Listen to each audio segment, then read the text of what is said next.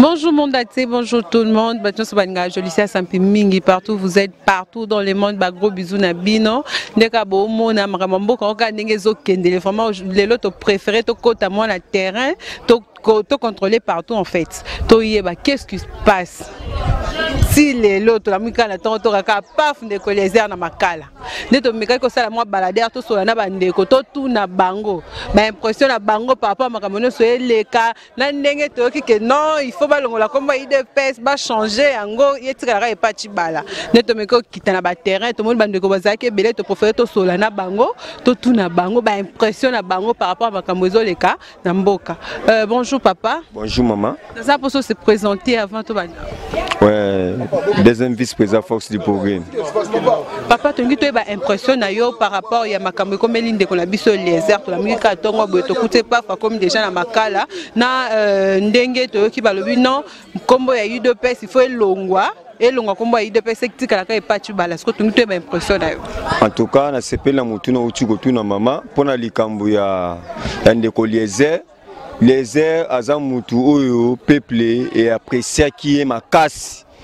Les airs peuple linga qui est ma casse vis-à-vis de l'intervention na ye vis-à-vis que ndenge ba image na ya sala kamusala na ya sala na terrain peuple linga qui par rapport ya ba journaliste nyon surtout au bazana kati ya Congo Kinshasa peuple apprécier qui est linga qui de collier parce que peuple alinga d'abord il mange peuple alinga d'abord bo solo vérité to banai komona ba norme nyonso tuana ndeko liézer azalaki nango ndeko liézer azalaki na fusité azalaki na bobangi te ko lakisa likambo moko songolo nde vis-à-vis ya ko sala défense état que journaliste azalaka contre te azalaka pour te azalaka netre to banai komona attitude nyonso tuana ndeko liézer azalaki nango mais to komona ke batu oyo baza côté ya lokuta balobi ke ndeko liézer oyo aniko lakisa mingi bosolo eza vérité na eza nzambe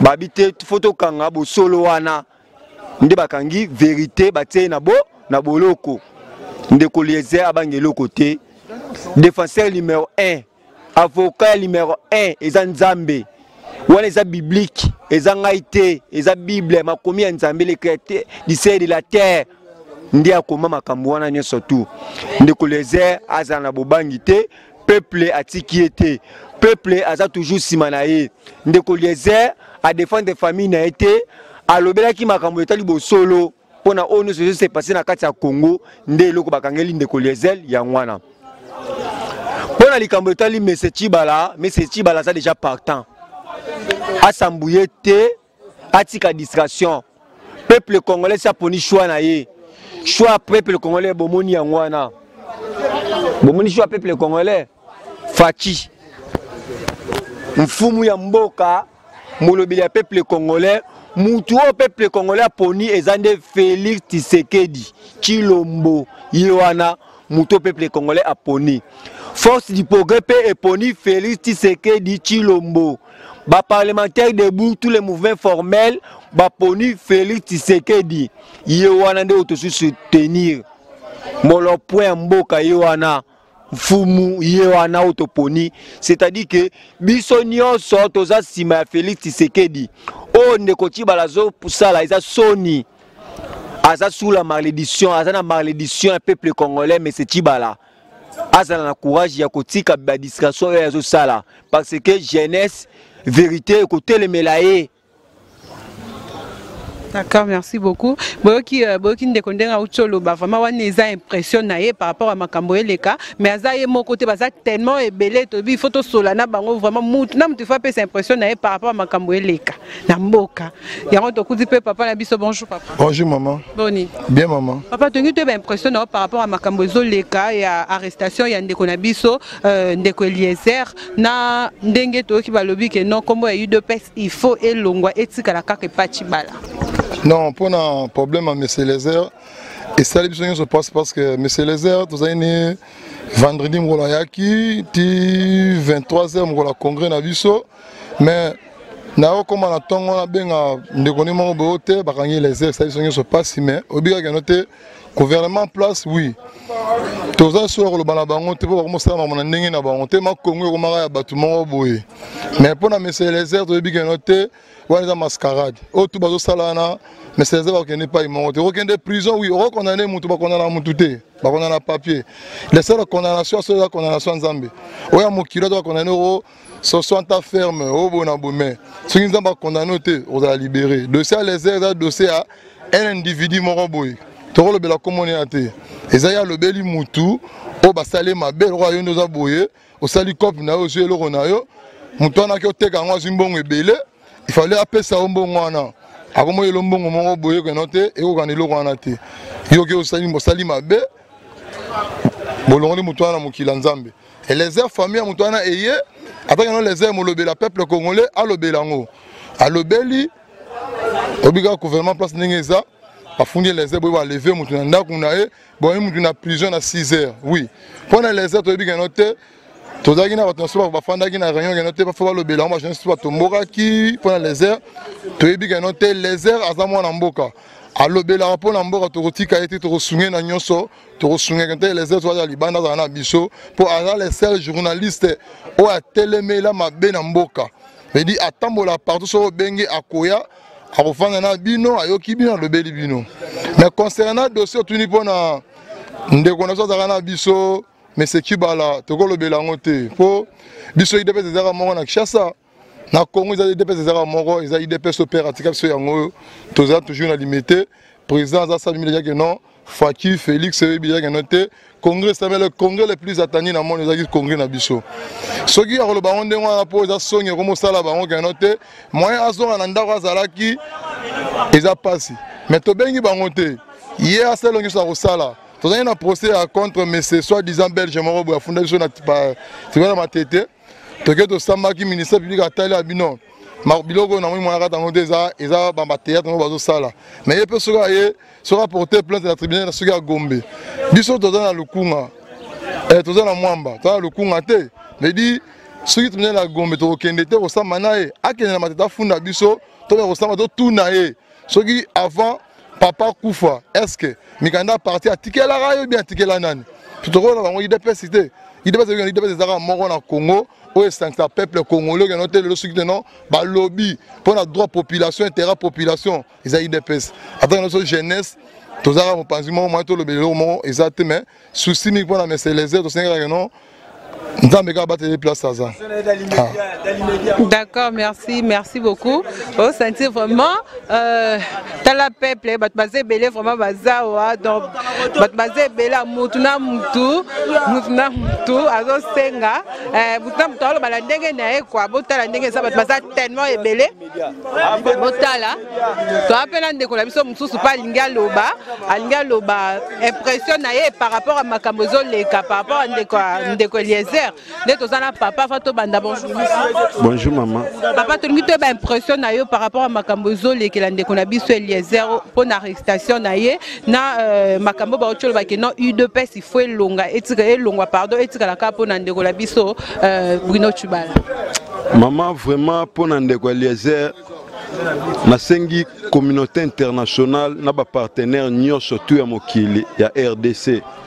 To mettre bango témoin na nyonso oyo lega na kati mboka na biso to komi na suka to ebite nini o to ko sala ya koloba moye to loba liswezate soko lobi vérité na kati mboka bakangio tozo banga service nyonso ya renseignement service nyonso ya sécurité ya RDC batie bango pona batu nyonso o bakoloba vérité to sengi na ba partenaire nyonso ya RDC baya ko aider biso pour un changement de régime. Tous les peuples sont déjà en danger.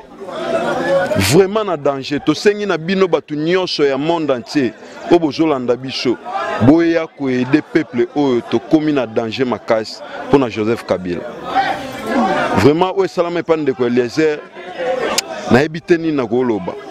Ezamboka o ezotambola bongo. Chokolobi vérité bakangio. Osali boye bakangio. Bon. Nzamba batela place azali toujours information lelo qui est prison ezandenga gouvernement Nzamba batela asunga epesa ye motema makasi toyebi ke eza place apasi mais biso UDPS tosengi na ye azala motema makasi mikolo etikali ya kotanga nzambe osunga ya kobima. D'accord, merci beaucoup Bomoni. Bomoni vraiment makambo ndenge ezokende na mutu aloba tu sens vraiment que ça bango bien te par rapport à restation ya ndeko la biso LSR.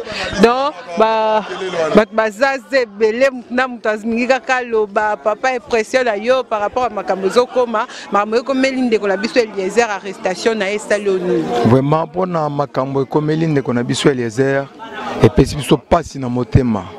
Pona kotala était vraiment na mboka na biso justice penza ezo sala musala na yango ndenge longo banité parce que un état de droit elingi kolobete mutu nyonso aza égal na niveau ya justice mais tozo mona justice na biso ezo tambola na ndenge moko ya parti pris, c'est-à-dire faut balandana no procès à mutu boyo kaza journaliste azo sala musala na ya ko informer population ce qui informer population ce qui les concernant monique makambo a informer population et longobani et koki na yote kende bazana institution na bango mobimba 4e pouvoir kende kuna o s'informer tala ndenge bazo se plaindre pona likambo etali yo memi likambo mbala moko na justice pe bazwinde kona biso ba condamner ye vraiment ezo sala biso pasi pona kotala ete biso ba congolais na minute oyo bat musu bazo canceler tozaka kana colonisation mais tozana colonisation te to comme déjà indépendant nous sommes libres